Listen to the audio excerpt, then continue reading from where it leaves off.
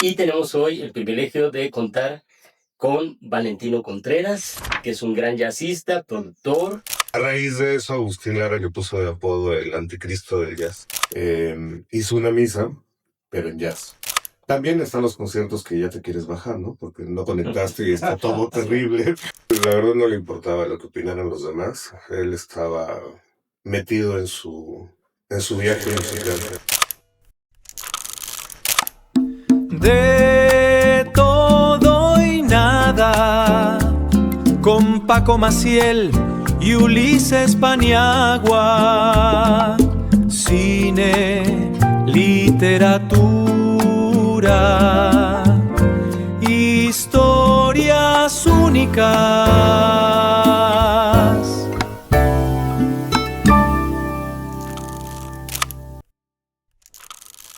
Hola, ¿qué tal? Estamos aquí en este podcast, estamos inaugurando un podcast que se llama De Todo y Nada, con Paco Maciel y Ulises Paniagua. Bienvenidos. Vamos a hablar de muchos temas en este programa, en este podcast. Vamos a hablar acerca de música, vamos a hablar acerca de cine mexicano, vamos a hablar de memoria e identidad cultural de la Ciudad de México y en general mexicana. Y hoy tenemos un invitado de lujo. Bueno, primero les presento a Paco. ¿Qué tal? ¿Cómo están? Paco Maciel, aquí presente en este bonito proyecto. Paco, que es... Sí, cronista del cine mexicano, miembro de la Asociación de Cronistas Oficiales de la Ciudad de México, director del Museo del Cine Mexicano y amigo de ustedes. Y tenemos hoy el privilegio de contar con Valentino Contreras, que es un gran jazzista, productor, una persona que tiene una amplia trayectoria en el mundo de jazz y que nos va a hablar hoy precisamente acerca de su papá, de Valentino Contreras, que fue uno de los pioneros del jazz en México. Bienvenido, Valentino. Así es, muchísimas gracias por la invitación, Ulises, Paco. Les agradezco mucho. Y pues sí, vamos a platicar un poquito de la carrera de mi papá, algo de la historia del jazz y los proyectos nuevos, ¿no? Porque pues es bonito recordar a los que ya se fueron, pero hacer cosas nuevas con ellos también es muy interesante. Claro. Sí, y con respecto a esta historia del jazz, a mí me gustaría empezar.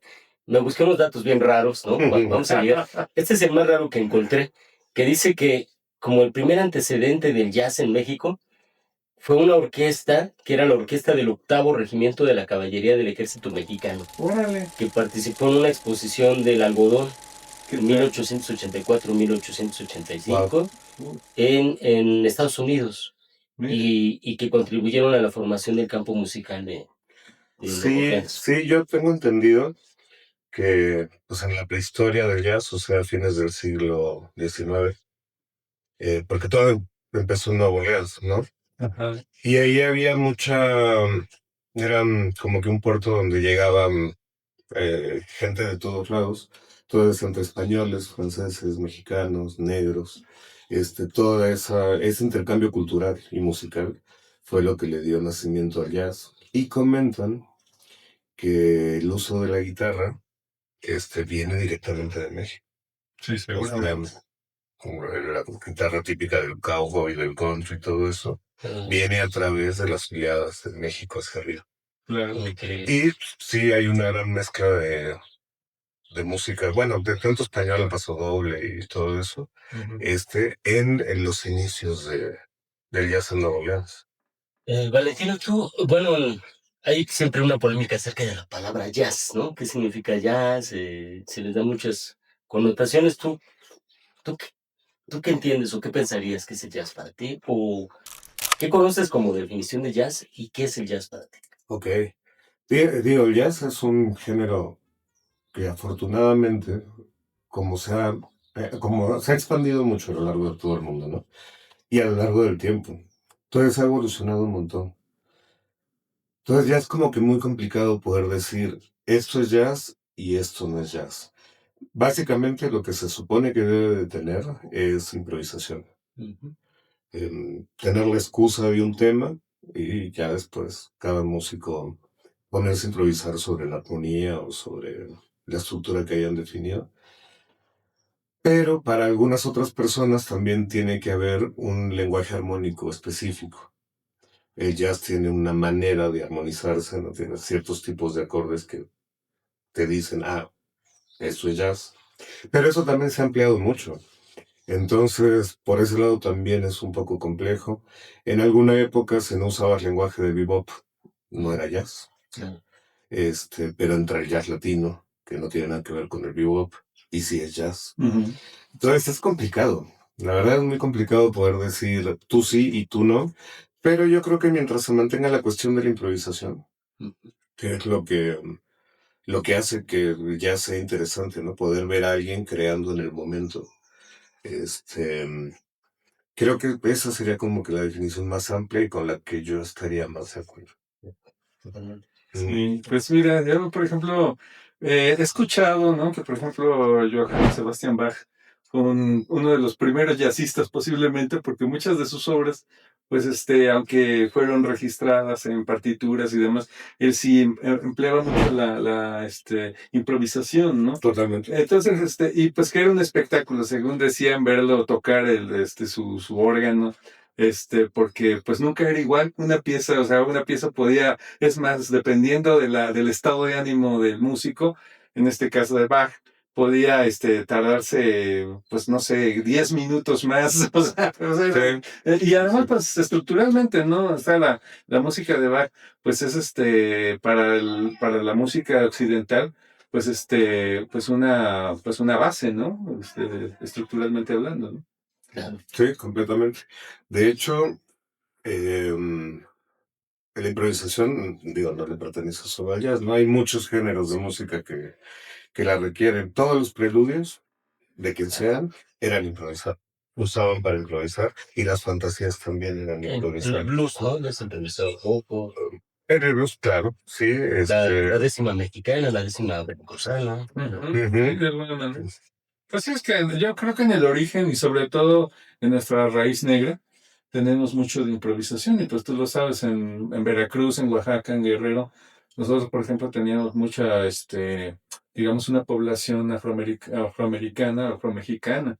Y entonces yo creo que ahí se dio también esa situación, ¿no? El mismo término, por ejemplo, bamba, ¿no? Que era Ujú. todo como un momento donde la gente pues podía escuchar este tipo de música y improvisaciones de los mismos jaraneros, ¿no? En su momento. Claro. Claro. Y por ahí ya llegamos ahora sí a la época más reciente, que los años 40.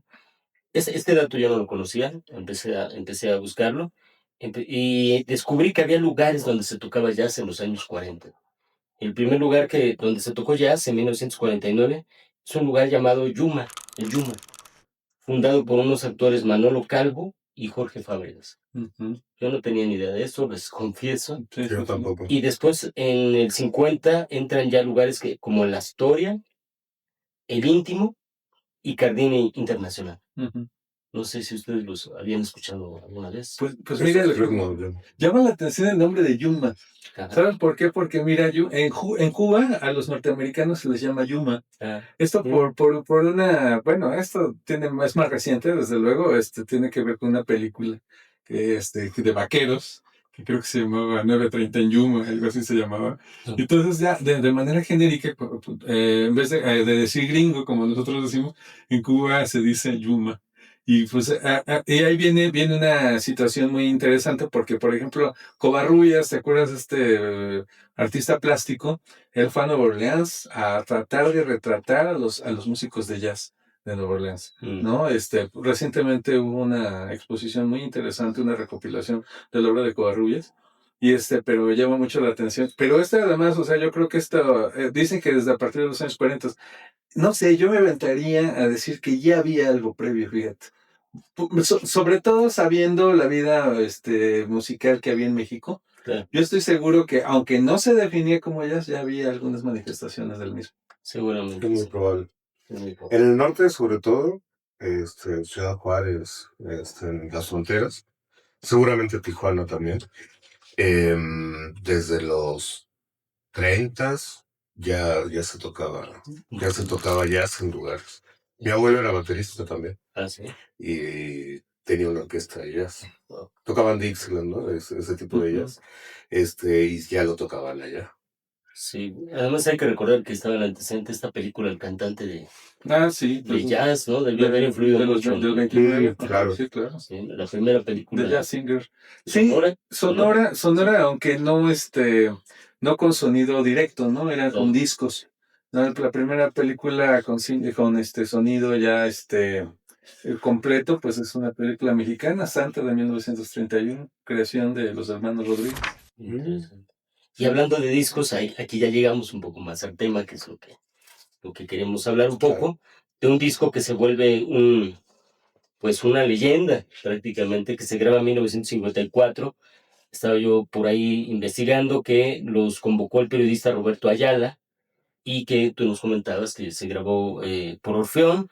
Solamente voy a dar la introducción para que tú nos platiques muchísimo más de esto, donde participaron el trío de Mario Patrón, el cuarteto de Héctor Halal, el cuarteto de César Molina y la Orquesta de Estrellas, y obviamente Tino Contreras. Estoy hablando del disco Jazz en México. Uh-huh. Sí, ese disco es súper interesante. Digo, yo no tenía el dato de quién los había convocado.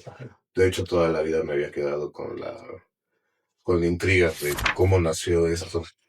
Pero, como que la génesis de ese disco es que la mayoría de esos músicos tocaban en la orquesta de Luis Alcaraz. Caray. Uh-huh. Que fue como que el punto de encuentro para muchos jazzistas. A mi papá, de hecho, él vivía todavía en Ciudad Juárez y lo convocan para que venga a México a tocar con Luis Alcaraz. Y ahí es donde se conectó con varios de estos músicos. Halal, por ejemplo, el árabe, que era saxofonista, fue uno de los que más impulsó el inicio del jazz aquí en la Ciudad de México, al menos. Entonces, de hecho, aunque no hay ningún líder en ese disco propiamente dicho, pues lo más similar era Héctor Halal, ¿no? Era arreglista, él supongo que fue armando ahí los grupos. De ahí, pues muchos siguieron tocando juntos. Mario Patrón y mi papá tocaron por lo menos 10, 15 años juntos. Aparece Chilo Morán en ese disco, si no me equivoco. También debe estar el Vitillo, que estaba casado con Toña la Negra, un bajista que, bueno, también fue histórico. Víctor Ruiz Pasos, exactamente. En el contrabajo. Hugo Valtierra. Pues todos. O sea, todos los que hicieron historia y nombre durante los 50 y los 60 participaron en ese disco. Entonces sí, es un momento como que histórico, ¿no? Sobre todo porque no es un disco que se hizo y pasó. O sea, es un disco que en su momento tuvo bastante impacto. Y a partir de ahí se creó toda la escena, ¿no? Los bares que estabas mencionando y eso. Mi papá durante muchos años tocó en uno que estaba por enfrente del Parque Hundido, que se llamaba El Ribus. Y ahí estuvo como 5 o 6 años y pasando un montón de músicos por ahí. Fue como que escuelita de varios, ¿no? Por ejemplo, Fernando Toussaint, no sé si era baterista. Sí, un gran baterista, hermano de Eugenio. Bueno, él me comentaba que él se escondía, o sea, se metía a escondidas en los ríos, porque era chiquito, ¿no?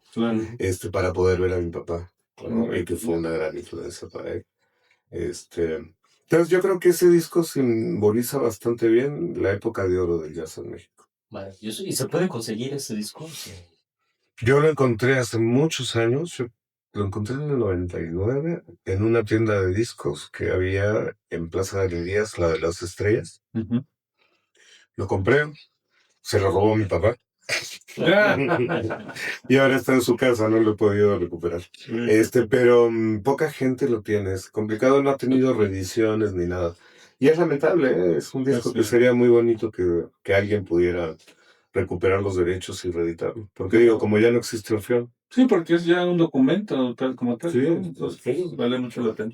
Fíjate que algo que es muy curioso, y hablando de pues la historia del jazz, había una marca de cigarros que se llamaba Jazz, ya en los años 30. Esto lo sé porque tengo un libro de cocina del año 33, donde viene ese anuncio, fíjate. Entonces es algo muy curioso. No creo que haya durado mucho esa marca, pero ahí te das idea de que ya desde los años 30 pues ya había conocimiento del jazz en México. Interesantísimo. Además, bueno, es todo un tema, no voy a meter esos temas, pero el jazz se liga mucho, por ejemplo, con la generación beat, Sí, claro. y con los existencialistas, Por con el supuesto. existencialismo, los cafés existencialistas, ciertas zonas como la zona rosa, Ujú. por ahí por el Parque Hundido, la Nápoles, ¿no? Ujú. Se empiezan a mover círculos intelectuales de Sí. pronto con respecto al jazz. Y precisamente, y es una etapa muy experimental, y aquí es donde vamos a entrar mucho con la figura de Tino Contreras, que nace en 1924. Nació en el 24, Sí. exactamente. Entonces, bueno, para la época del existencialismo él andaba ya por los 30 y tantos. Este, y pues sí, claro, experimental. Sorry, me fui para otro lado, pero tomemos. Sí, mi papá fue con parte de esa corriente de experimentación y eso.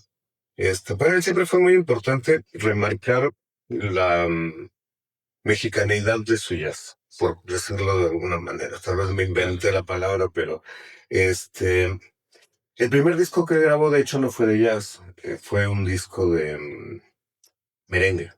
Se llamaba Volado por los merengues, también es como del 50. Ya existía el merengue. Sí. Sí, él lo conoció, Sí. bueno, tocaba con Luis Arcaraz y hicieron gira en toda Centroamérica, el Caribe, y lo conoció en uno de sus viajes. Le pareció interesante traerlo para acá. La verdad no sé si funcionó o no funcionó, pero el punto es que a él le gustaba mucho fusionar música latinoamericana. Ujú. Lo que le llamamos Latin Jazz, él ya lo estaba intentando hacer desde aquella época. Muy a su manera, muy a su estilo, no se parece en nada al Latin Jazz actual, pero ya se sentía ese sabor latino, que creo que es como que con lo primero que experimentó. Pero pues no se detuvo ahí, o sea, los 60 fue una época para él muy interesante porque en un momento dado se dieron las circunstancias para poder fusionar ballet Ujú. con jazz. Entonces montaron un show con toda la música de mi papá, muy bonito, de hecho, ese disco es famoso, que se llamó Jazz Ballet. Wow. Y lo presentaron en Bellas Artes, que fue como que de los momentos más exitosos de mi papá, porque pues tuvieron 9 noches consecutivas de lleno total. Fue así como que un momento muy llamativo, muy importante. Y yo alcancé a ver, no sé quién lo tenga, porque estuvimos en la casa muchos años después, en los 90, del coreógrafo. Ah, Y sacó unos videos donde se puede ver los ensayos de las coreografías ya. y algunas cosas muy cortitas del show en Bellas Artes y de televisión, porque también lo llevaron, o sea, a la tele, digo, como parte del marketing, supongo, ¿no? Claro. Entonces sí es bellísimo, ¿no? Ver a los danzantes, los bailarines, este, bailando ahí los temas de mi papá. Qué bueno. Una obra muy interesante. También hizo, de ahí ya queriendo romper un poco más de moldes, hizo una misa, pero en jazz. Que esa pues sí fue como bastante escandalosa en su momento. Él la quería presentar en la Catedral Metropolitana. No pasó. Pero sí logró presentarla en la Catedral de Cuernavaca. Porque aquí le vetaban todas las iglesias. Claro, ninguna iglesia le daban oportunidad. A raíz de eso, Agustín Lara le puso de apodo el anticristo del jazz. El anticristo. El anticristo, sí. Muy divertido. Papá tenía una personalidad muy transgresora, ¿o cómo era él? Sí.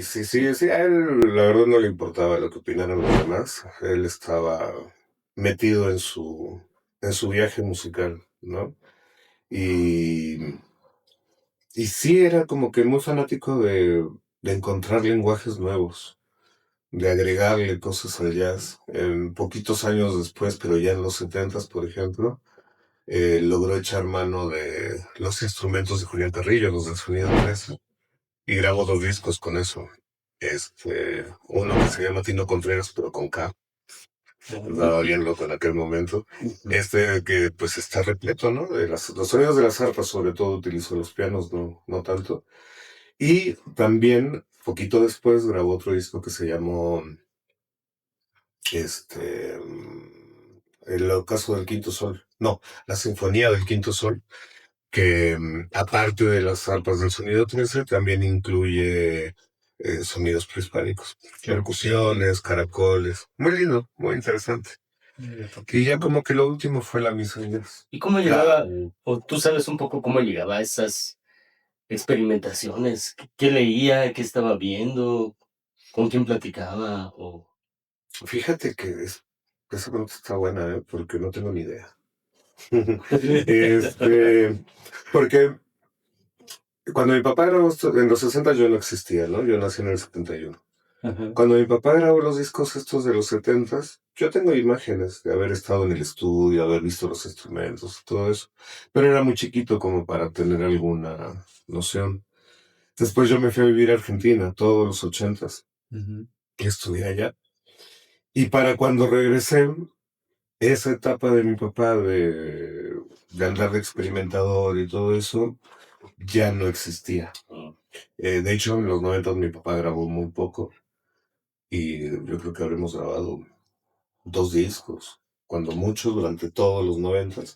Y a partir de los 2000 pues ya empezó a grabar más, pero pues ya como que en otra vena más como que normal, más tradicional para él, ¿no? Entonces como que no conviví en esa época, no me tocó, no tenía o la edad suficiente o no estaba. Hubiera sido muy interesante. Hubiera estado padrísimo. Pero Sí. por la época yo creo que coincide con un movimiento que hubo de rescate, ¿no? Sobre los orígenes y este tipo de cosas. Sobre todo se dio mucho a partir de lo que se llama el milagro mexicano. Y ya a finales de los años 60, 70 hubo mucho este rescate sobre las tradiciones prehispánicas, que si bien es cierto, pues no hay ningún registro de cómo sonaba la música prehispánica, ¿no? Conocemos los instrumentos, pero pues no sabemos. Pero básicamente pues mucho era percusión. Yo creo que por ahí también pues había mucho material para que tu papá sacara ahí, ¿no? Claro. Que había mucha percusión, había muchos tipos de sonidos. Estuvo muy interesante, qué padre. Pero será que, por ejemplo, me acordé ahora de Jorge Reyes, ¿se llamaba? Ah, sí, claro. Jorge Reyes, sí. ¿Hay alguna relación de Jorge Reyes con la música de tu padre? No tiene ninguna, absoluta. No, que yo sepa, no. De hecho, nunca me mencionó. Nunca sé. No, obviamente yo sí lo conozco a Jorge Reyes, ¿no? Sí. Pero no creo que haya venido por ese lado. Yo creo que por el lado percusivo, porque hay otro disco de mi papá que se llama Sinfonía Tarahumara, que grabó allá en Chihuahua con sus hermanos. Todos los hermanos de mi papá eran músicos.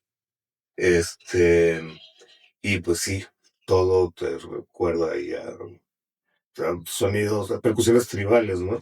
Y es que es eso, ¿no? O sea, por ejemplo, yo siento que es una parte muy importante del ser humano, la percusión, o sea, porque en todas las culturas ha habido percusiones de alguna manera.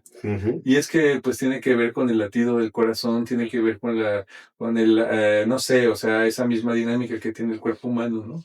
Tiene mucho que ver, yo siento, ese ritmo. Sí, definitivamente. Y el jazz lo tiene, ¿no? Claro, lo tiene totalmente. Sí.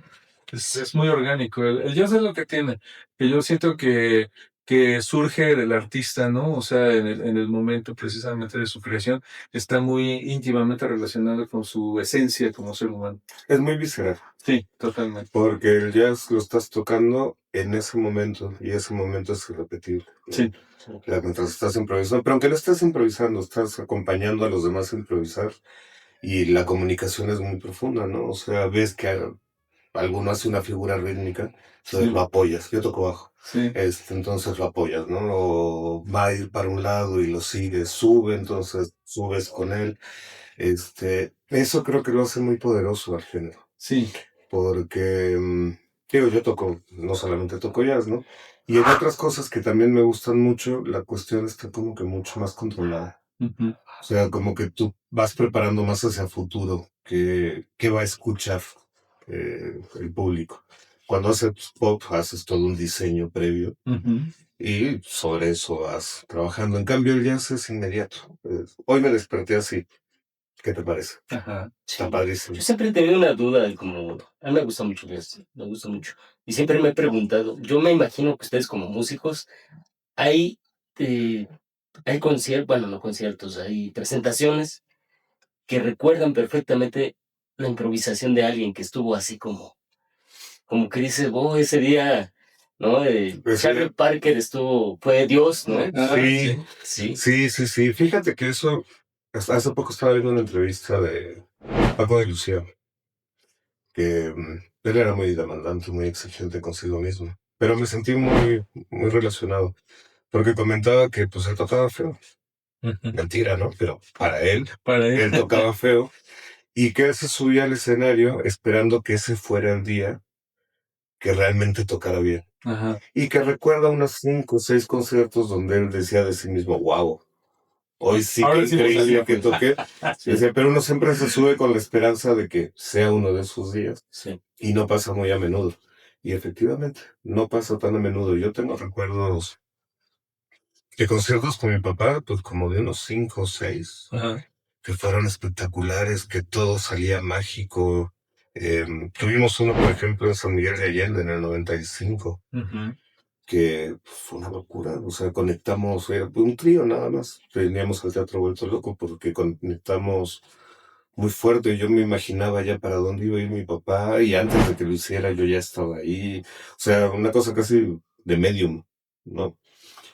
Pero pasa muy pocas veces. Pasa poco.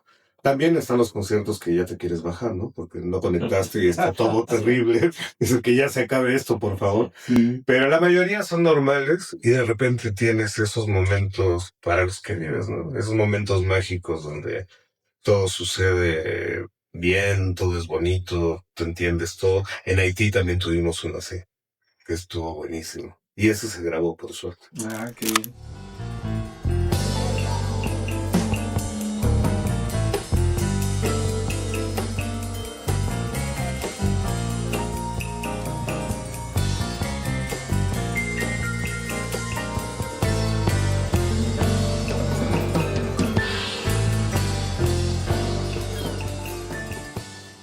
Máscaras Blues, ¿no? Máscaras Blues es el nombre de esta canción, de este jazz, para que más o menos se den una idea de qué estamos hablando, ¿De qué se trata? de qué se trata, de qué va, ¿no? ¿Qué tipo Ujú. de jazz? Que es un disco que tú tuviste la oportunidad de producir para tú. Sí, sí, ese disco. Bueno, yo llevaba muchos años queriendo producir a mi papá, pero pues no se dejaba. Tenía como que, digo, él en el estudio, pues siempre quería hacer las cosas a su manera, que era una muy buena manera, ¿no? Pues las hizo toda su vida así. Y le preocupaba un poco que yo quisiera como que interferir y complicarle el proceso. Pero ya para esta altura, bueno, habíamos hecho un disco previo, hicimos un disco previo que grabamos en Tijuana. Un disco interesante porque la mitad era mi papá y la otra mitad este guitarrista que acaba de fallecer también. Bueno, no acaba, pero falleció hace unos años. El Brujo Batis. Javier Batis. La idea era que mi papá grabara algunas con su grupo, Javier Batis otras con su grupo y que se juntaran para hacer algo en el medio. En el estudio lamentablemente eso mucho no salió. Pero la parte de mi papá salió aparte como un disco, ¿no? Santo Tino Contreras en Tijuana. Y fue lo primero que medio produje. No lo produje oficialmente, pero pues estuve ahí controlando, checando que todo estuviera más o menos bien. Y creo que a partir de ahí mi papá dijo, bueno, sí puedo confiar en este, ¿no? Entonces cuando salió la oportunidad de hacer este disco, le pidieron que hiciera, este disco lo hicimos para una disquera de Inglaterra. Le pidieron que hiciera una continuación del que les había comentado, El Quinto Sol. Entonces querían que hubiera, pues, sonido 13, querían que hubiera música de instrumentos prehispánicos. Y, y bueno, yo siento que mi papá, que para ese momento venía de una ruptura de cadera, ya estaba grande, ya tenía como 96, 95 años. Pero sí le gustó que yo tomara la responsabilidad y que yo lo llevara a cabo el proyecto. Entonces, pues fue un proyecto muy lindo, porque además lo grabamos en muy poquito tiempo. Lo grabamos en 3 días. Todos tocando, fuimos a un estudio muy grande que está más o menos por allá por el sur. Entonces ahí cabíamos todos bien y de todos modos nos escuchábamos bien. Nos acomodamos casi como nos acomodábamos para el concierto, ¿no? Mi papá, yo, piano, guitarra, sax y percusiones. Y pues ya fuimos echando una tras otra. Y fue simpático porque a mí me habían dado un listado que no incluía determinado tema. Pero de repente mi papá dijo, vamos a tocar este. Ujú. Lo que tú quieras, es tu disco. Pero la toma se rompió. O sea, veníamos tocándola y de repente algo pasó, alguien no entendió qué tenía que pasar y nos quedamos dando vueltas y vueltas ahí hasta que por fin logramos retomar el tema y vamos. Y dije, ok, perfecto, esto se desecha, total el disco es esto, no hay problema. Cuando terminamos de grabar, llega bueno, a la actual viuda de mi papá, y me dice, oye, ese tema sí tiene que estar en el disco. Ya terminamos de grabar, no lo puedo volver a grabar, ya fue, ¿no? Tiene que estar. Entonces está muy interesante porque pues me quedé pensando, bueno, ¿y ahora qué hago, no? La toma, toda la mitad no sirve. Digo, el principio y el final están bien, pero todo el centro no. Entonces ya me quedé escuchándola, yo tenía un asistente de producción que era muy talentoso y me dice, pues, si llenamos algo por el medio, no sé qué, le digo, bueno, a ver. Digo, de entrada voy a grabar el bajo, no. Entonces regrabé el bajo. Y esa parte del medio, pues ahí me inventé algo para que sonara más cohesionado y se logró. Entonces, después, como teníamos que tener los instrumentos prehispánicos, dije, bueno, toda esta parte rota vamos a llenarla de caracolitos, de esto, del otro, de ruiditos. Entonces quedó muy loco, porque para cuando terminamos el trabajo, la disquera decidió que ese tema fuera el sencillo. Wow. La toma rota, la que no servía, con un poquito de amor y de trabajo y de buscarle, terminó siendo el sencillo y es la más llamativa, se llama El Sacrificio. Wow. Sí, esa anécdota siempre me gusta contarla porque es como es la música, ¿no? Que aunque tú sientas que ya no sirve, que no funciona, siempre hay alguna manera de rescatar y de darle un sentido que no tenía, ¿no? Porque la verdad es que cuando lo tocábamos estábamos con cara de ¿y ahora qué, no? Sí. Y cuando lo oyes, pues dices, ah, caray. De hecho, una persona comentó en el video de YouTube de esa canción, por Dios que acabo de escuchar. Porque terminó volviéndose una experiencia. Es que puede ser diferente, ¿no? Sí, porque digo, en eso también pude meterle mucho del sonido de las arpas, del sonido 13 y eso. Entonces sí quedó loquísimo. Quedó súper interesante y a partir de una toma que no servía. Wow. ¿Y cómo grabas un disco en 3 días? ¿Cómo? Está complicado, Sí, ¿no? no, ¿cómo no? Sí, bueno, ahí lo que aprovechamos mucho es que, por ejemplo, con el jazz, no solo puedes, sino que tienes que tocar con todos a la vez. Claro. Entonces, si no se pierde toda la esencia. ¿Pero canciones que ya tenían determinadas o improvisaron? Bueno, hay muchísima improvisación ahí. De hecho, tiene un poco de postproducción, pero también iba a aparecer el lado experimental. Por ejemplo, los solos de guitarra que se grabaron, los poquitos solos de guitarra que hay, a mí no me tenían tan convencido. Y como es jazz, pues obviamente, bueno, no obviamente, porque mucha gente graba con click, pero mi papá no grababa con metrónomo. Entonces, entre una toma y otra, pues había diferencias de tiempo. Claro. Entonces hay un tema que se llama Niña y él, que yo lo que quería era hacer como que algo muy hipnótico, algo medio, o sea, jazz, pero en un antro. Entonces como lo pensé yo fue, pues me quedo tocando siempre lo mismo en el bajo, como si fuera un tema electrónico. Entonces me quedé con un pedal toda la canción, me valió peso. Y el solo que habían tocado en la toma que se quedó final, y a mí como que no, el solo de guitarra. La toma anterior estaba más lenta de tiempo. Sí. ¿Qué pasa? Agarramos ese solo, lo metimos aquí, lo medio acomodamos, y como el tiempo no es, suena tan raro que parece que el guitarrista es un genio rítmico, ¿no? Que encuentra dónde entra. Entonces también es una chulada porque lo sientes, es muy experimental, que lo sientes así como que se estira, siempre está tenso porque no es el tiempo de la canción. Pero entra perfecto, ¿no? O sea, sí funciona muy bien. Entonces, bueno, yo tomé esas cosas de mi papá, que a él le gustaba experimentar, y pues yo aproveché para experimentar todo lo que se me ocurrió, lo hice en este disco. Bien. La post fue nada más un día que grabamos un par de percusiones, estas cositas y eso. Y pues, vale. Oye, una pregunta, ¿y ese disco se puede conseguir? Sí, bueno, de entrada está en todas las plataformas. Ok. Pero el vinilo sí lo consigues, ¿eh? La disquera ¿Ah, sí? lo sigue vendiendo. Sí. Maravilloso. Vende vinilo y vende CD. Sí, pues yo creo que el vinilo sería lo máximo, ¿no? Pues es lo más cercano. Sí, sí, no, y además la calidad del vinilo es buena, ¿eh? Qué bien. Yo cuando lo escuché por primera vez, me quedé sorprendido porque el vinilo suena mucho mejor Sí. que los de plataformas.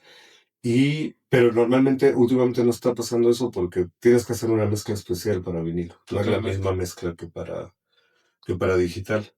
Entonces yo creo que la que hicieron para vinilo, pues sí la hicieron con mucho cariño porque el vinilo es gigante. Correcto. Es Padrísimo. un discazo, me parece. Es muy buen disco, yo estoy muy orgulloso de Sí. ese disco. Lo disfruté muchísimo. Y pues bueno, después de ese grabamos todavía el último disco que se llama The Last Recording Session. Que mi papá en la pandemia pues se aburría mucho él necesitaba salir, tocar, grabar, hacer cosas. De hecho se murió de aburrimiento. Sí. Sí, lo fue apagando, no tocar, lo fue apagando. Entonces, para mantenerlo contento, lo llevamos a estudio y grabamos todavía ese último disco, que también quedó muy bonito, pero no tan interesante como este. ¿Y cómo consigues que eso sí también es una curiosidad que tengo, ¿no? Yo alguna vez, bueno, haciendo otras cosas grabé discos y nunca era el sonido que yo quería escuchar, ¿no? Ya. Y entonces un músico de jazz el jazz es tan delicado con la fidelidad del sonido que quieres. ¿Cómo consigues esa fidelidad para grabar? Bueno, lo que pasa es que también hay cosas con las que uno tiene que negociar internamente. O sea, uno tiene un plan. Yo quiero que pase esto y esto y esto. Pero en el estudio de grabación puede pasar eso, o como puede no pasar nada de eso, ¿no? Entonces el chiste, o al menos como productor, es saber adaptar. Es decir, bueno, no logré que la guitarra sonara de esta manera, pero de esta otra, como está, también me funciona. Entonces no hay problema. Ahorita, por ejemplo, a principio de año, en enero, logré reunir a 25 de los mejores músicos de jazz de México, meterlos a todos en estudio para grabar un disco tributo a mi papá. Eso lo grabé en un estudio muy bueno que se llama Fábrica de Éxito, que el dueño es amigo mío y se animó a entrarle, lo cual le agradezco muchísimo porque es un estudio de esos donde los nominan a Grammys todos los años, ¿no? Es un gran estudio. Y cuando grabamos las guitarras, por cómo tenía que ser, porque era mucha gente, ¿no? Entonces, su cabina es más o menos de este tamaño, y la guitarra no la pudimos amplificar. Se fue directo por línea y yo estaba así, híjole, pero es que como que no. Y al final, después de un par de cositas que hicimos, el resultado final me terminó gustando más que si lo hubiéramos aplicado, ¿no? Entonces es como que por ahí que va la cosa. O sea, vas que en la búsqueda de vino, pero pues si sale vinagre, pues también te sirve para la ensalada. Claro. El chiste es poder adaptarse. Genial. Bueno, y entonces este disco, estás montando un disco que nos platicabas, de homenaje para... Sí, es un tributo a mi papá. Fíjate que yo en vida ya estaba queriendo organizar uno, porque creo que es más bonito así, ¿no? Que Claro. realmente lo puedas disfrutar y ver, ¿no? Lamentablemente no se logró en su momento. Y pues estuve como unos 2 años peleándolo, porque pues grabar un disco es una cosa cara. Claro. Toma mucho tiempo lograr juntar, encontrar cómo generar los recursos para hacerlo. Afortunadamente se pudo. En enero, desde diciembre empecé con la preproducción, convocando músicos. Afortunadamente la gran mayoría, todos me dijeron que sí, muy felices. Y nos metimos a estudio, grabamos, pues, en un poquito tiempo, en 3 días.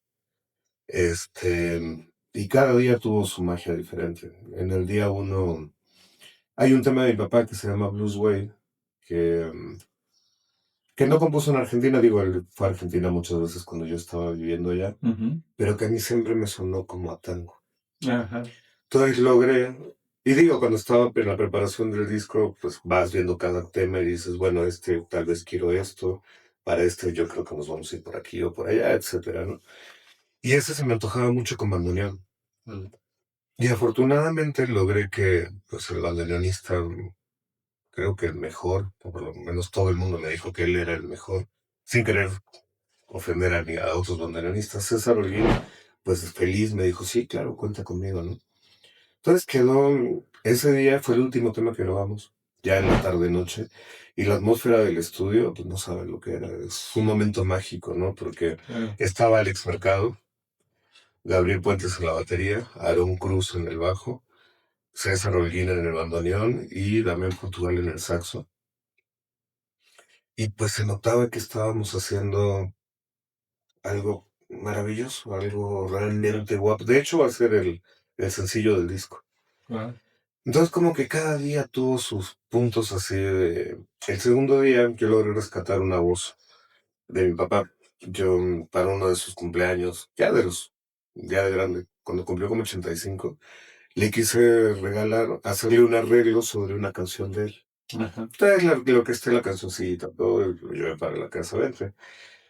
Y lo puse a cantar la voz. Y pues obviamente un regalo así viniendo de un hijo, pues es muy conmovedor. Claro. Entonces mi papá estaba más llorando que cantando, pero la toma quedó muy, muy, muy bonita. Qué bien. Esa la logré rescatar para este disco. Entonces fue como que un momento muy fuerte para mí el día 2 que un pianista, yo en el bajo y otro baterista, pues grabamos sobre la voz de mi papá. Sobre esa voz era como tenerlo en el estudio. Qué mágico, ¿no? No, fue... O sea, es como haberlo convocado de alguna manera, ¿no? Sí, no, y a mí se me hace muy bonito que mi papá esté en su homenaje, ¿no? Qué padre. Que en el disco también está él, o sea, va a estar su voz, está su voz, pues ahí. Y mi hijo, que también es músico, hizo un arreglo de cuerdas para esa canción. Okay. Entonces tenemos una versión, vamos a sacar 2 veces la canción, de puro coraje. Una sin las cuerdas y una con las cuerdas. ¿Y cómo se llama la canción? Imaginación. Sí, ya desde la letra, es muy emotiva, porque es una canción de amor. No sé quién se la habrá escrito, pero pues, una canción de amor. Pero cuando ya lo piensas de este lado, en el contexto del tributo, etcétera, adquiere otra idea la letra. Totalmente. ¿No? Entonces, sí, pues, y el último día también grabamos unas versiones increíbles. Entonces es un disco que a nivel musical quedó maravilloso, la captura muy buena. Convocamos a un ingeniero de mezcla que ya se ganó 2 Grammys latinos. Nos dejó unas mezclas que yo ni tenía que hacer todo. O sea, casi me lo mandaba y ya quedó. Sí, bueno. Nada más hicimos 3 o 4 cambios. Y ahorita estamos ya con la máster. Sí, terminando el último proceso. El ingeniero de máster también es increíble. De hecho, ya nada más le tengo que dar visto bueno a la máster y ya acabamos. Y nos contabas, Valentino, bueno, además se entiende, ¿no? Con un disco con esta calidad, con estos intérpretes, con tanto talento, puede ser un disco que concurse para... Nos encantaría, sí. Por eso vamos a retrasar la salida, porque pues estaría listo para salir mañana. Ajá. Pero si salimos ahorita, nos quedaríamos afuera de los Grammys. Uh-huh. Porque ahorita la fecha de inscripción es abril y mayo. Okay. Y si lo escribimos, pues como en mayo se acaba, pues no se alcanza a mover el disco nada. Entonces vamos a aprovechar el proceso de junio hasta mayo del otro año para pues darle tiempo de vida al disco, que se escuche, promocionarlo, que la gente de la academia tenga oportunidad de empaparse del disco y ver si ojalá, se lo merece. ¿Y dónde se va a conseguir el disco? ¿Cómo lo pueden encontrar? Vamos a sacar el disco, bueno, es que hay otro tema más. Ahorita estoy montando una empresa. Es una especie de disquera, pero es una disquera no tradicional. Lo que estamos buscando es sacar talento de cualquier tipo, pero talento verdadero, ¿no? No artistas armados, No nos importa si tienen 80 años, si tienen 20, si son flacos, si son gordos, si son guapos, si son feos. Mientras sea una propuesta de calidad, de género tampoco nos importa. Ujú. Entonces, este disco es como que la punta de lanza de este proyecto. Vamos a venderlo a través de nuestra propia plataforma que se llama Rewire, la empresa, pero también va a estar en todas las tiendas. Tenemos la idea de venderlo. Este es un disco doble, sí, como vinilo es doble, porque dura más de 1 hora. Ajá. Entonces, vamos a vender el disco doble en vinilo, una versión condensada sencilla, Ajá. y va a haber una caja que va a tener también la biografía de mi papá, Wow. porque ahorita están acabando de escribirla. Su biógrafo, que se llama Pablo Argüello, que sabe mucho más de la vida de mi papá que yo y que cualquiera. Después de la investigación que hizo, un libro de 400 hojas, Okay. ya quiero que salga, ya lo quiero leer. Entonces lo vamos a incluir también en una cajita ahí de lujo. Va a estar todo muy mono. Y además de todas las tiendas digitales, ¿no? Spotify, Apple, YouTube, etc. Es que eso pasa, ¿no? Luego no te sabes la vida de tus papás. No, pues Sí, ¿no? No. Como hijo no te van a estar contando todo. Exactamente. Sí. Habrá detalles que no te pueden contar, supongo, ¿no? Sí. Y uno que no preguntan, o por ejemplo, ahorita con mi hijo, la mamá no le cuenta nada. Entonces, del lado de la familia de la mamá, soy yo el que le cuenta. Claro. Porque pues yo sí me quedé con muchas dudas, ¿no? Tanto con mi papá como con mi mamá, Pues sí. que ya no puedes preguntar, ¿no? Ahí está lo malo. Y hay que aprovechar, ¿no? Hay que... Sí. Entonces, sí, ahorita él me cuenta, Pablo, ¿sabías que tu papá hizo tal cosa? No, pero gracias a ti, ahora sí. Exacto. Y bueno, pues, ¿dónde te pueden seguir en redes sociales? Yo estoy en TikTok, en Facebook y en Instagram como Valentino Contreras. Está fácil. Ah, está padre. Ujú. Pues sí. En Spotify hay música. Claro. En Spotify estoy también como Valentino Contreras, en todas las plataformas. Digo, buscarte en YouTube ya es un tema porque es muy complicado, pero en Spotify buscando Valentino Contreras ya salgo y ahí hay un poco de mi música. Y también tengo un grupo de jazz progresivo que se llama Black Mambo. Ajá, que es una música medio complicadita y muy experimental. Y ese también está ahí en Spotify. Qué interesante. Sí. Sí, pues te vamos a seguir ahí para escuchar bien todo. Sí, Black Mambo, escúchalo, ese está muy loquito, está muy bueno. Black Mambo. Yo estaba oyendo por ahí una canción que se llama México City Blues. Ah, sí. Hablando de los beats, ¿no? Sí. De Jack Kerouac, que es ese poema, el México City Blues, ese libro. No recuerdo. Bueno, no te preocupes. Pero bueno, sí. Y bueno, y te quiero agradecer mucho, Valentino, porque la manera en que nos contactó Valentino fue increíble, ¿no? O sea, él me escribió, ¿no? Y me dijo, ¿sabes qué? Me gustaría ver si podemos hablar de mi papá y todo. Y dije, bueno, increíble, ¿no? Yo soy muy agradecido, o sea, la verdad es que... Porque es nuestro padrino. Es nuestro padrino, primer programa, podcast, ¿no? En un podcast tener un músico de esta calidad, un productor de esta calidad y que nos haya dado la oportunidad de tenerlo en este espacio, la verdad que te lo agradezco. No, al contrario, muchas gracias por la invitación. Siempre es un gusto juntarse para platicar y promover el jazz, la música en general. Sí, yo creo que, como dicen por ahí, no existen las casualidades, sino las causalidades. Así es. Y siento que algo nos tenía que juntar en este podcast, ¿no? Sí, no, maravilloso. No, pues yo me lo pasé muy bien. Muy divertido todo con ustedes. Bueno, y hablando de pasarlos bien, estamos inaugurando una sección que esperemos que les guste. No nos vayan a funar por esto, por favor. Que es la sección de chistes de Paco Maciel. Sí, hombre, pues nada. Pues no sé cómo se presenta esto. Bueno, pues ahí te van. No, fíjate que resulta que precisamente hoy me quiero recordar a un gran comediante que de origen uruguayo, pero pues toda la vida vivió en Argentina, que se llamaba Juan Verdaguer. Y cabe mencionar que Juan Verdaguer, que pues realmente empezó en el circo, él tenía una rutina muy interesante porque él se subía a una escalera de una sola pieza. Entonces tenía que hacer equilibrio, y ahí haciendo equilibrio y hasta arriba de la escalera empezaba a tocar el violín. Entonces ese era su acto y lo llevó a varios lugares del mundo, pero en cierta ocasión resulta que se le rompe una cuerda del violín y entonces no sabe qué hacer y dice, mi mamá me había dicho que un día me iba a pasar esto, ¿no? Y toda la gente se atacó de la risa, ¿no? Y entonces dijo, wow, creo que tengo como una vena humorística, ¿no? Y pues paulatinamente fue dejando atrás esa rutina de la escalera, que por cierto se puede ver en muchas películas, especialmente hay una película mexicana donde él hace este acto, ¿no? Ahorita no recuerdo el título, pero fíjate que sí, o sea, yo sí lo llegué a ver por eso, por el cine, específicamente. Y lo cierto es de que a él pues, le gustaba el personaje de presentarse con frac, ¿no? Era como si fuera un músico de una orquesta filarmónica, con frac, palomilla y toda la cosa, y su violín. Y eso no lo perdió, aunque se haya bajado de la escalera y ya no tocara el violín. Él siempre se presentaba muy bien, vestido y regularmente usaba un puro, ¿no? Que el puro, pues en aquellos entonces era un signo de distinción.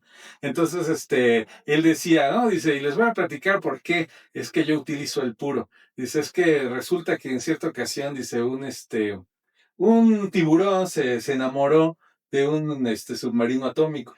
Y entonces cada vez que el submarino atómico disparaba un torpedo, él repartía puros. Entonces, pues así era la comedia de Juan Verdaguer. Y entonces, por ejemplo, fíjate, él tenía un chiste muy bonito, era de sus, digamos así, ¿no? Ahorita lo que les traigo son los chistes de Juan Verdaguer que él utilizaba como sus caballitos de batalla, ¿no? Algunos eran muy interesantes, ¿no? Por ejemplo, él decía que uno de los puntos fundamentales de la comedia era la suegra. O sea, sin la suegra, pues no podía haber con humorismo, ¿no? Y entonces dice que en cierta ocasión un abogado le habla a una persona y le dice, oiga, dice, su suegra acaba de morir. Dice, ¿qué hacemos? ¿La sepultamos, la embalsamamos o la cremamos? Y dice, mire, no corra riesgos, haga las tres cosas. No, por ejemplo, ¿no? Entonces, por ejemplo, él, precisamente cuando él baja ya de la escalera que comentábamos, él se acuerda de muchas anécdotas de su papá, ¿no? Sobre todo, ellos eran cirqueros de muchas generaciones, pero él decía, dice, yo recuerdo a mi papá y mi papá siempre fue pobre. Dice, de hecho era tan pobre, dice que cuando pagaba 2 meses seguidos de renta, la policía iba a mi casa para ver qué había hecho. O sea, ¿cómo era posible, no? Entonces decía, no, dice, de hecho, por ejemplo, yo tenía mi violín, era mi única posesión en la vida. Dice, pero pues había muchas veces necesidad, y entonces mi papá iba y lo empeñaba. Entonces resulta que, pues, este violín, pues, mucho tiempo estaba empeñado, y el hijo ¿cómo se llama? Bueno, como del prestamista, el hijo del prestamista aprendió a tocar el violín con el violín que empeñaba el papá. Y decía, eso es verídico, o sea, no, yo sé que eso suena cómico, pero verdaderamente, así pasaba, ¿no? Y decía, no, dice, por ejemplo, dice, yo no tenía ni zapatos, yo me pintaba los pies de negro, decía. O sea, cosas por el estilo. Y hablaba mucho de su mamá, hablaba mucho de su familia, dice, porque a mí la comedia me venía de manera, pues, digamos, porque yo lo vivía, ¿no? Entonces, por ejemplo, otro de sus grandes, chistes, era uno de sus favoritos, era de un loro, ¿no? Lo único que sabía decir, el loro era, ¿quién es? Era lo único que sabía decir. Entonces, una vez lo dejan en la casa, llega el plomero, toca la puerta y dice el loro, ¿quién es? El plomero. ¿Quién es? Oye, que digo que es el plomero. ¿Quién es? No, y así lo traía. Bueno, total, que el plomero se desespera, le da un ataque y se cae. Y entonces llegan y dicen, ¿quién es? Y dice el plomero, ¡el plomero! No, por ejemplo, ese era de sus que más utilizaba. Y otro, por ejemplo, dice que una cosa que en la actualidad él lo veía, él, fíjate, nació en 1915, murió ya en el 2001, fue un hombre longevo, y él pues vio varias generaciones pasar alrededor suyo, ¿no? Y entonces decía, ¿cómo, dice, ahora vivimos en la total inconformidad? Dice, por ejemplo, dice, hay pastillas para todo, hay métodos para todo, y por ejemplo, el flaco quiere ser gordo, el chaparro quiere crecer, ¿cómo se llama? El pobre quiere ser rico, el casado quiere estar muerto. O sea, no. La inconformidad de la vida constante, ¿no? Entonces, otro que, por ejemplo, Dice que una vez pues él tomó un curso para estar mejor con su pareja, con su esposa. Entonces, decía que fue a ver a un personaje que le dijo, no, dice, es que el hombre tiene la culpa de que siempre las relaciones se pierden. La culpa es del hombre, 100%. Todo el mundo decía, ¿por qué del hombre? Dice, porque se pierde el romanticismo. Después de un tiempo, pues ya la gente se olvida del romanticismo. Dice, mire, vamos a hacer un ejercicio. Vayan, cómprenles unas rosas a su esposa, lleguen y díganle, mira, yo te amo más que ayer, pero menos que mañana. ¿No? Y van a ver, dice, ustedes me van a decir cuáles son los resultados. Entonces él va, compra docenas de rosas, llega a su casa, ve a su esposa y le dice, amor, te quiero más que ayer, pero menos que mañana. Y la mujer se pone a llorar. Y dice, ¿por qué llora? Dice, no, este es el peor día de mi vida. Ah, caray, ¿por qué? Dice, no, dice, fíjate, mi mamá se cayó de las escaleras y se lastimó un pie. Dice, la sirvienta rompió un jarrón, muy caro. Dice, y ahora tú vienes borracho. No, pues es que no se lo esperaba, ¿no? Y en cierta ocasión también estaba platicando precisamente porque dice, yo viví lo que era la carencia. Dice, y en cierta ocasión, dice, una pareja amiga mía, dice, pues le construyeron una casita, con muchos esfuerzos les construyeron una casita, el arquitecto se lo construyó, pero muy cerca de una vía del tren. Entonces cada vez que pasaba el tren, pues todo se movía. Entonces le hablan al arquitecto y dice, no, qué cochinada de casa me hizo, qué bárbaro. Dice, todo se mueve, se caen los platos, pasa el tren, se caen los platos, se mueven las vitrinas. El otro día yo estaba acostada en la cama y se movió tanto que me caí de la cama. Dice el arquitecto, dice, no exageres, señora. No, sí, dice, es más, mire, faltan 5 minutos para que pase el tren. Acuéstanse en mi cama. No, señor, ¿cómo me voy a acostar en mi cama? Sí, vamos a acostarnos en la cama. No, de verdad, es que eso es incorrecto. Es que para que le pruebe ya el punto. Bueno, y se agarran y se acuestan los dos en la cama esperando. Y entonces llega el marido, dice, y los ve acostados a los dos en la cama y dice, y oiga, ¿usted qué está haciendo en mi cama? Y dice, no me lo va a creer, señor, que estoy esperando el tren. Pues son algunos de los chistes que recordamos de Juan Verdaguer, un gran cómico, y pues si tienen oportunidad, pues en redes sociales lo pueden ver porque todavía hay mucho grabado de Juan Verdaguer, pero pues espero que les hayan gustado estos muy buenos momentos. Muy buenos y además, bueno, Juan Verdaguer, ¿tú lo conocías? ¿Lo que viviste en Argentina? Sí, allá es conocido. Es muy conocido. Sí. Bueno, pues un placer. Esperemos que no nos funen por estos chistes. Espero que no. Y si nos funa, pues ya como Don Tino Contreras, no nos importa. Exactamente. No nos importa lo que piensen. No. Pues bienvenidos a este podcast. Muchísimas gracias. Un gusto. Un gusto. Un honor. Qué bonito momento, ¿eh? Qué buena plática. Una gran plática y pues nos vemos en otras ocasiones por allí. Nos vemos. Sí, claro que sí. De todo y nada, con Paco Maciel y Ulises Paniagua. Cine, literatura, historias únicas.